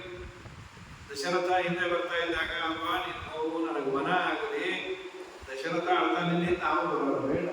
ಅಪ್ಪ ನನಗೆ ವನ ಆಗಲಿ ಅಥವಾ ಅರಣ್ಯ ಆಗಲಿ, ಎಲ್ಲೇ ಇದ್ರು ನನಗೆ ಒಂದೇ. ಯಾವ ಥರದ ವ್ಯತ್ಯಾಸ ಇಲ್ಲ, ಎಲ್ಲ ಇದ್ರು ನನಗೆ ಒಂದೇ. ನಮ್ಮ ಸತ್ಯಪರಾಯಣ ತೀರ್ಥರು ಅದಕ್ಕೆ ಅಂತ ವೈರೀಕೃತ ಅಂದರೆ ನಿಂದ ವಾಕ್ಯಗಳಿಂದ ಸಂತಾಪ ಯಾರಿಗೆ ಆಗೋದಿಲ್ಲ. ಅದನ್ನು ರಾಮ ಅನ್ನೋ ಶಬ್ದವನ್ನು ಅವರು ರಸ್ಯ ವಶೀಕೃತ ಸಮಸ್ವ, ಎಲ್ಲರನ್ನು ವಶೀಕರಣ ಮಾಡ್ಕೋಬೋದು ಅಂಥೇಳಿ ಎಲ್ಲರೂ ಅವನ ಪರವಾಗಿರ್ತಾರೆ. ನಾನು ದಯಮಾಡಿ ಹೋಗಿ ಬರ್ತೇನೆ, ಆಮೇಲೆ ಒಂದಿಟ್ಟು ದಾನ ಮಾಡು.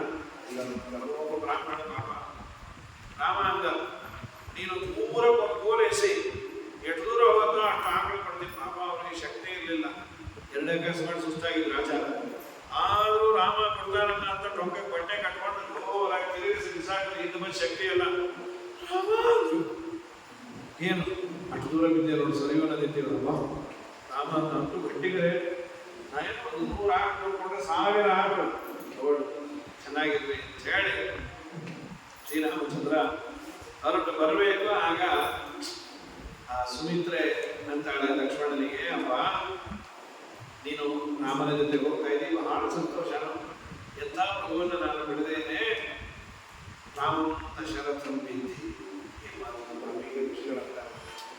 ನಿನ್ನಪ್ಪನನ್ನ ರಾಮನಲ್ಲಿ ಕಾಣಪ್ಪ, ನಿನ್ನಪ್ಪನ ವಿಯೋಗ ನಿನಗೆ ಆಗಿದೆ ಅನ್ಕೋಬೇಡ. ರಾಮನ ಶರತ್ರಂ ಬಿದ್ದಿ. ಸೀತೆ ನನ್ನನ್ನ ಸೀತೆಯಲ್ಲಿ ಕಾಣಪ್ಪ. ಅಯೋಧ್ಯ ಅಟವೀ ವಿಧಿ, ಅಯೋಧ್ಯೆಯ ಆ ಅರಣ್ಯವನ್ನೇ ಅಯೋಧ್ಯ ಅಂತ ಚಿಂತನೆ ಮಾಡು, ನಿನಗೆ ಯಾವ ಸಮಸ್ಯೆ ಆಗೋದಿಲ್ಲ, ಹೋಗಿ ಬಾ ಅಂತ ಹೇಳಿ ಅವಳ ಆಶೀರ್ವಾದ ಮಾಡಿ ಆಮೇಲೆಲ್ಲರೂ ಆಡ್ಬೋದು. ಇಲ್ಲಂತೂ ಅಯೋಧ್ಯ ಕಾಂಡದಲ್ಲಿ ಎಷ್ಟು ಆಡ್ತಾರೆ. ಯಾರೇ ಆಗಿ ಇವತ್ತು ಪಟ್ಟಾಭಿಷೇಕ ಅನ್ನೋ ವ್ಯಕ್ತಿಯನ್ನ ಅರಣ್ಯ ಕಳಿಸಿ ಆ ದಶರಥ ಒದ್ದಾಡ್ತಾ ಇದ್ದಾರೆ. ಇವರು ಕುತಂತ್ರದಿಂದ ಎಲ್ಲರೂ ಅದು ಶ್ರೀರಾಮಚಂದ್ರ ನಿಶ್ಚಿಂತೆಯಿಂದ ಹೊರಡೋ ಕಾಲಕ್ಕೆ ಜನ ಎಲ್ಲ ನಾವೆಲ್ಲ ನಿನ್ನಿಂದ ಬಂದ್ಬಿಡ್ತೀವಿ. ವಸಿಷ್ಠರಿಗೂ ಹೋಗ್ಬೋದು. ಕಿಮ್ನುತೇನ ಸತತಂ ಪ್ರಥಮಾಸಿ ಮಾರ್ಗದೇನ ಗುಣಗುಲ್ಮಗಣೇನ ಬ್ರಹ್ಮರುದ್ರ ಮಕುಟೋ ಪರಿವೇಶ್ಯಂ ಯಂ ಪರಿಸ್ಪೃಶತಿ ರಾಮಪದಾಬ್ಜಂ. ಜನಗಳೆಲ್ಲ ನಿಜವಾಗಲೂ ಇವತ್ತು ಪುಣ್ಯ ಮಾಡಿದ್ದು ಯಾವುದು ಅಂದರೆ, ವನದಲ್ಲಿ ಇರುವಂತಹ ಹುಲ್ಲು, ಕಲ್ಲು, ಮಣ್ಣು, ಆ ಮರ ಗಿಡಗಳು. ಯಾಕೆ ಅದರ ಮೇಲೆ ರಾಮ ಓಡಾಡ್ತಾರಲ್ಲ, ರಾಮನ ಪಾದಸ್ಪರ್ಶ ಅದಕ್ಕಾಗತ್ತೆ ಅಂದರೆ ನಿಜವಾಗ್ಲೂ ಅದರಷ್ಟು ಭಾಗ್ಯವಂತರು ಇನ್ಯಾವುದೂ ಇಲ್ಲ. ಕಿಮ್ನುತೇನ ಸತತಂ, ಅವರು ಹಿಂದಿನ ಜನ್ಮದಲ್ಲಿ ಏನು ಪುಣ್ಯ ಮಾಡಿ ಹುಟ್ಟಿದ್ರು, ಈ ರಾಮ ಓಡಾಡುವ ಜಾಗದಲ್ಲಿ ಹುಲ್ಲಿನ ಗಿಡ ಆಗಿ ರಾಮ ಅದರ ಮೇಲೆ ಕಾಲನ್ನ ಇಡ್ತಾನೆ ಅಂದ್ರೆ ಬ್ರಹ್ಮಾದಿಗಳಿಂದ ಒಂದೇವಾದಂತಹ ಪಾದವನ್ನು ಹುಟ್ಟುವ ಭಾಗ್ಯ ಆ ತೃಣಜೀವಿಗಳಿಗೆ ಇದೆ. ಅರಣ್ಯದಲ್ಲಿ ಹುಟ್ಟಿದಂತಹ ಮರ ಗಿಡ ರಾಮ ಎಲ್ಲಲ್ಲಿ ಓಡಾಡ್ತಾನೋ ನಿಜವಾಗಲೂ ಪುಣ್ಯ ಮಾಡಿದ್ದು. ದೊಡ್ಡ ಅನುಸಂಧಾನ. ದೊಡ್ಡವರು ಓಡಾಡಿದ ಜಾಗ ಅದು ಪವಿತ್ರವಾದದ್ದು. ಭಗವಾನರು ಭಗವತ್ಸ್ಕಂದ ಭಾಗವತದಲ್ಲಿ ಒಂದು ಮಾತನ್ನು ಹೇಳ್ತಾರೆ. ದಿನಾ ಧರ್ಮರಾಜ ಬಂದು ಈ ಧೃತರಾಷ್ಟ್ರ ಗಾಂಧಾರಿಯಿಂದ ರೂಮಂತ್ರವನ್ನು ನಮಸ್ಕಾರ ಮಾಡಿ ಹೋಗೋರು. ಯದ್ಯಪಿ ಅವರು ಹಿಮಾಲಯದಲ್ಲಿದ್ದರು, ಇಲ್ಲಿ ನಮಸ್ಕಾರ ಮಾಡಿ ಹೋಗೋನು. ಇದಕ್ಕಿದ್ದಾಗಿ ಒಂದಿನ ಅರ್ಥ ಕೊಡ್ತಾರೆ. ಯಾಕೆ ಹೇಳ್ತಾ ಇದೆ, ಏನಾಯ್ತು? ನಾವು ದೊಡ್ಡಪ್ಪ ಕಾಣಲಿ, ನಾವು ಎಷ್ಟು ದಿನ ಇರಲಿಲ್ಲ ಅವರಿದ್ದದ್ದು. ಅಲ್ಲಿ ಹೋಗಿ ನೋಡಿದ್ರೆ ಅವರು ಕಾಣುವಂತ ಹಿಮಾಲಯದಲ್ಲಿ ಸುಖವಾಗಿದ್ದದ್ದು. ದೊಡ್ಡವರು ಇದ್ದ ಸ್ಥಳದಲ್ಲಿ ಆ ಸಂವಿಧಾನ ವಿಶೇಷ ಇರುತ್ತೆ ಅನ್ನೋದಕ್ಕೆ ದೊಡ್ಡವರು ಬಳಸಿದ ಚಾಪೆ, ದೊಡ್ಡವರು ಕೂತಿದ್ದು, ದೊಡ್ಡವರು ಹುಟ್ಟಿದ ಗ್ರಂಥ, ಅವ್ರಿಗೆ ಪೂಜೆ ಮಾಡ್ತಾ ಇದ್ದದ್ದು. ಇದು ನಿಜವಾದ ಆಂಟಿಕ್. ಕೆಲಸಕ್ಕೆ ಬಂದರೆ ಯಾರು ಹಾಕೊಂಡು ಹೋಗಿ ಇನ್ಯಾವುದೋ ಅವ್ರ ಪಾದರಕ್ಷೆ ಅಂತ ಇಟ್ಕೊಂಡಿದ್ದಾರೆ, ಅದೆಲ್ಲ ಅಲ್ಲ.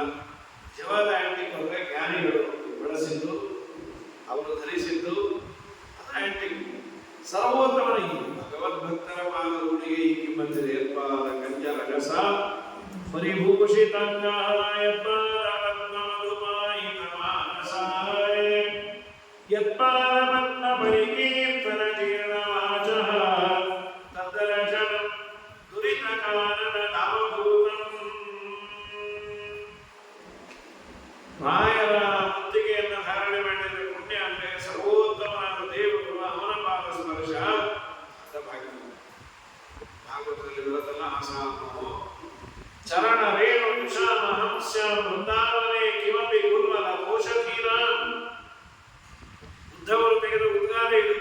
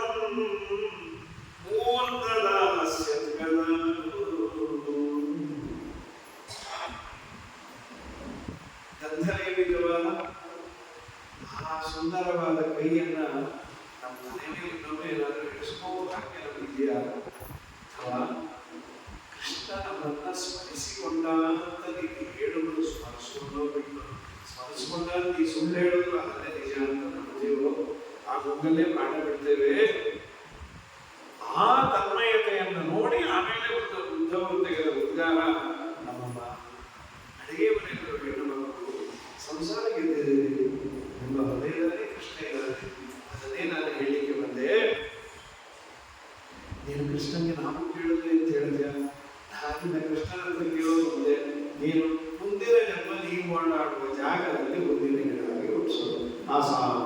ಚರಣರೇ ವಿಷಾಮಾಂಸ್ಯ ವೃಂದಾವನೆ ಕಿಮಪಿ ಗುಲ್ಮ ಲತಾ ಔಷಧಿ. ಗುಲ್ಮ ಅಂದ್ರೆ ಕುಲೆ, ಲತಾ ಅಂದ್ರೆ ಬಳ್ಳಿ, ಇನ್ಯಾವುದು ಸಣ್ಣ ಪುಟ್ಟ ಹೂವಿನ ಗಿಡ. ಅದು ಎಲ್ಲಿ ಅಂದ್ರೆ ನೀವು ಓಡಾಡುವಾಗಲೇ ಬೆಳೆಯಬೇಕು. ಅದ್ಯಾವುದೋ ನಾವು ನೀನು ಯಾವುದು ಬೇಡ. ಭಗವದ್ಭಕ್ತರು ಓಡಾಡುವ ಜಾಗದಲ್ಲಿ ನಾವು ಮುಂದಿನ ಗಿಡ ಆಗಬೇಕು. ಯಾವುದು ಸುದೇನಂ ಸಜನಂ ಆರ್ಯಮ ಸಂಚಯಿತ್ವ ಬಿಡಲಾಗದ ನಡುವೆ ಸಂಸಾರದ ನಡುವೆ ಅದನ್ನ ಗೆದ್ದು ನೀವು ದೇವರಲ್ಲಿ ಮನಸ್ಸನ್ನು ಇಟ್ಟಿದ್ದೀರಲ್ಲ, ತುಂಬ ದೊಡ್ಡವರು. ಒಂದೇ ನಂದವರಸ್ತ್ರೀನ ಆದರೇನು ಅಪೇಕ್ಷಶಃ ಯಾಸಾಂ ಹರಿಕಥೋ ಗೀತಂ ಪುನಾತಿ ಮಾನತ್ರಯ. ನಿಮಗೆ ಮತ್ತೆ ನಮಸ್ಕಾರ. ನಿಮ್ಮ ಕಥೆಯಿದೆ, ಕೃಷ್ಣನ ಕಥೆ ಎಲ್ಲದುಕೊಂಡಿದೆ. ಇಡೀ ಜಗತ್ತನ್ನೇ ಉದ್ಧಾರ ಮಾಡುವ ಕಥೆ ಅದು. ಭಗವದ್ಭಕ್ತರ ಪಾದಸ್ಪರ್ಶಕ್ಕೆ ಪಾದಧೂಳಿಗೆ ಈ ತಾಕತ್ತಿದೆ ಅಂದರೆ ಸರ್ವೋತ್ತಮನಾದ ದೇವರು ಅವನು ಓಡಾಡುವ ಜಾಗದಲ್ಲಿ ಶಾಗರ ಬಂದದ್ದು. ಕಾಡಿನ ದಾರಿ, ಕಾಡಿನಲ್ಲಿರುವ ಹುಲ್ಲು ಕಲ್ಲು ಎಲ್ಲವೂ ತುಂಬ ತುಂಬ ಪುಣ್ಯ ಮಾಡಿದ್ರು. ಯಾಕೆ ಸರ್ವೋತ್ತಮನಾದ ಶ್ರೀರಾಮಚಂದ್ರ ಅದರ ಮೇಲೆ ಪಾದ ಇಡ್ತಾನಲ್ಲ, ಹೆಚ್ಚಾಗಿರ್ತದೆ ನಮ್ಮ ಭಾಗ್ಯ. ಶ್ರೀನಿವಾಸ ಕಲ್ಯಾಣದಲ್ಲಿ ಬರುತ್ತೆ. ಶ್ರೀನಿವಾಸನ ಸೇವೆ ಮಾಡಲಿಕ್ಕೆ ಆಷಾಢ ಯಕ್ಷ ಕಿನ್ನರ, ಯಕ್ಷರು ಕಿನ್ನರರು ಇವರೆಲ್ಲ ಕಲ್ಲು ಬಂಡೆ ಆಗಿ ತಿರುಪತಿ ಬೆಟ್ಟದ ಹತ್ತಿರ. ಯಾಕೆ ಕಲ್ಯಾಕಾದ್ರೆ ಯಾವಾಗಲೂ ಶ್ರೀನಿವಾಸ ನಮ್ಮ ಮೇಲೆ ಒಂದು 10 ನಿಮಿಷ ಕೂತ್ಬಿಟ್ರೆ ಅದಕ್ಕಿನ್ನೋ ದೊಡ್ಡ ಭಾಗ್ಯ. ಅವನು ಓಡಾಡ್ಬಿಟ್ರೆ ಸಾಕು, ಆ ಭಾಗ್ಯ ಇನ್ನೆಲ್ಲಿ ಸಿಗತ್ತೆ ಅಂತ ಹೇಳಿ ಆಷಾಢ ಯಕ್ಷ ಕಿನ್ನರ ರಾಮಪಾದರಜಸ್ಕ ಪಾವನಿ ಭವತಿ ಸಾಮನರಾಜಿ ಯಾಂ ಕರೇಣ ಕರುಣಾಕರ ಇಂದಿರಾ ಕರಸಕೇನ ನಿರ್ಮಾಷ್ಟಿ. ರಾಮಪಾದರಜಸ, ರಾಮನ ಪಾದಕ್ಕೆ ಹತ್ತಿದ ಧೂಳಿನಿಂದ ವಿರಜಸ್ಕ, ಅದರ ಕೊಳಕೆಲ್ಲ ಹೋಗಿಬಿಡತ್ತೆ. ಎಲ್ಲ ಕೊಳಕು ಏನೇನು ಕೊಳಕಿದ್ರೋ ಆ ಪಾಪಗಳು ಆ ಜೀವಕ್ಕೆ ಎಲ್ಲ ಹೋಗಿಬಿಡತ್ತೆ. ಏನಾಗಿ ಬಿಟ್ಟಿರೋದು ಗೊತ್ತಿಲ್ಲ. ಇವತ್ತು ರಾಮನ ಪಾದ ಸ್ಪರ್ಶ ಆದ ಕೂಡಲೇ ಅದಕ್ಕೆಲ್ಲ ಕೊಳಕು ಹೋಗಿಬಿಡತ್ತೆ. ಭಾವನೀ ಭವತಿ ಸಾಮರಾಜಿ, ಇಡೀ ಅರಣ್ಯವೇ ಪವಿತ್ರವಾಗುತ್ತೆ. ಯಾವ ಕರೇಣ ಕರುಣಾಕರ ಅವರಾತ, ಕರುಣಾಕರನಾದ ಶ್ರೀರಾಮ ಮಹಾಲಕ್ಷ್ಮಿಯ ಕೈ ಹಿಡಿಯುವ ತನ್ನ ಕೈಯಿಂದ ಅದನ್ನು ಮುಟ್ತಾನೆ. ಅದಕ್ಕಿಂತ ಇನ್ನೆಂಥ ಭಾಗ್ಯ. ಗೋಪಿಕಾತ್ರಿ ಇರ್ತಾರಲ್ಲ, ನಮ್ಮಪ್ಪ ನಿನ್ನ ಕೈಯನ್ನ ನಮ್ಮ ಮೇಲಿಡು, ಶ್ರೀಕರಗ್ರಹ ಲಕ್ಷ್ಮಿಯನ್ನ ಕೈಯನ್ನ ಹಿಡಿದ ಆ ಕೈ ನಮ್ಮ ಮೇಲಿಡು. ಬೇಡ ಅಷ್ಟಪುಣ್ಯ ನಮಗಿಲ್ಲ ಅಂದ್ರೆ ನಿನ್ನ ಪಾದವನ್ನಾದರೂ ಇಡು. ಪಡಾಕ್ತಿವಂತೆ ಪರಾಮುಜೇಶುನ ಹೃದಯ ಹೊಂಚರೆಯಮ್ಮ. ರಾಮನ ಪಾದಸ್ಪರ್ಶದಿಂದ ಇಡೀ ಆ ಮನ ಪವಿತ್ರವಾಗುತ್ತೆ. ಎಲ್ಲ ಜನ ಹಿಂದೆ ಹೊರಟು ಬಂದರು. ಶ್ರೀರಾಮಚಂದ್ರ ಎಷ್ಟು ಹೇಳಿದ್ರು ಕೇಳಿ. ಪಾಪ ರಥದಲ್ಲಿ ಇವನು ಹೋಗ್ತಾ ಇದ್ದಾಗ ಬ್ರಾಹ್ಮಣರೆಲ್ಲ ಪಾಪ ಓಡೋಡಿ ಬಂದು ಅಪ್ಪ ಕುದುರೆಗಳ ಸ್ವಲ್ಪ ಆಗ್ತಾ ಇಲ್ಲ. ಶ್ರೀರಾಮಚಂದ್ರ ರಥ ಬಿಟ್ಟು ಇಳಿದ್ಬಿಟ್ಟ. ನಿಮ್ಮ ಜೊತೆಗೆ ಅಂತ ಹೇಳಿ ನಡೆದು ಬಂದು ಆಯಿತು. ತಮಸಾ ನದಿ ಅಂತ ಕೂತಿದ್ದಾರೆ. ಎಲ್ಲ ಮಣ್ಣು ಸುಸ್ತಾಗಿದೆ. ಎಲ್ಲ ನಿಶ್ಚಿಂತೆಯಿಂದ ನಿದ್ದೆ ಮಾಡಿದ್ರು. ನಿಶ್ಚಿಂತೆಯಿಂದ ನಿದ್ದೆ ಮಾಡಿದಾಗ ಅರ್ಧ ರಾತ್ರಿಯಲ್ಲಿ ಎದ್ದು ಸುಮಂತ್ರು ಕೇಳಲ್ಲ. ಸುಮಂತ್ರು ತಗೊಂಡು ರಥವನ್ನ ಅಯೋಧ್ಯೆ ಕಡೆ ನಡಿ. ಅವರು ಅಯೋಧ್ಯೆ ಕಡೆ ನಡಿ. ಒಂದು 10 ಕಿಲೋಮೀಟರ್ ಹೋದ್ಮೇಲೆ ಯಾಕೆ ಇವ್ರಿಗೆಲ್ಲ ವಿಶ್ವಾಸ ಬರುತ್ತೆ. ರಾಮ ಬೆಳಗ್ಗೆ ಅಯೋಧ್ಯೆಗೆ ಹೋಗಿದ್ದಾನೆ ಅಂತ ರಥದ ಗುರುತನ್ನು ನೋಡಿ ಅಲ್ಲಿ ಹೋಗ್ತಾರೆ. ಯಾಕೆ ಕಷ್ಟಪಡೋದು? ರಾಮನ ಜೊತೆ ಕಷ್ಟ ಇಲ್ಲೇ ಇಲ್ಲ, ರಾಮನ ಜೊತೆ ಇರೋದೇ ಭಾಗ್ಯ. ಹೋಗ್ಲಿ ಮತ್ತೆ ನೀ ಹೇಳಿ, ನಾವು ಈ ಕಡೆ ಹೋಗೋಣ ಅಂತ ಹೋಗಿ ಸೀದಾ ಗಂಗೆಯನ್ನು ದಾಟಬೇಕು. ಅಲ್ಲಿ ಗುಹಾನ್ನು ದಾಟಿಸ್ತಾರೆ. ಆಮೇಲೆ ಸುಮಂತ್ರು ಹೇಳಿದ್ರು, ನೀನು ಹೋಗುವ ಸ್ವಾಮಿ, ನಾನು ಕರ್ಕೊಂಡ್ಬಂದೆ, ನನಗೂ ಕೈ ಕೊಟ್ಬಿಟ್ಯಾ, ನನ್ನ ಮಾತನ್ನ ಪರಿಪಾಲನೆ ಮಾಡು, ನಮ್ಮಪ್ಪನ ನೋಡ್ಕೊಂಡ. ಸುಮಂತ್ರು ಬಂದ, ಇವರಿಗೆಲ್ಲ ಪಾಪಗಳು ಬಂದ್ಬಿಟ್ರು. ರಾಮ ಬಂದ, ಸುಮಂತ್ರ ಬಂದ, ರಾಮನ ಕರ್ಕೊಂಡ್ ಬಂದ ಏನು ಅಂತ ಹೇಳಿ ಮತ್ತೆ ದಶರಥ ಬರಾಮ ನಾಳೆ ದಿವಸ ಹರ ಏನು ಶ್ರೀಕೃಷ್ಣ.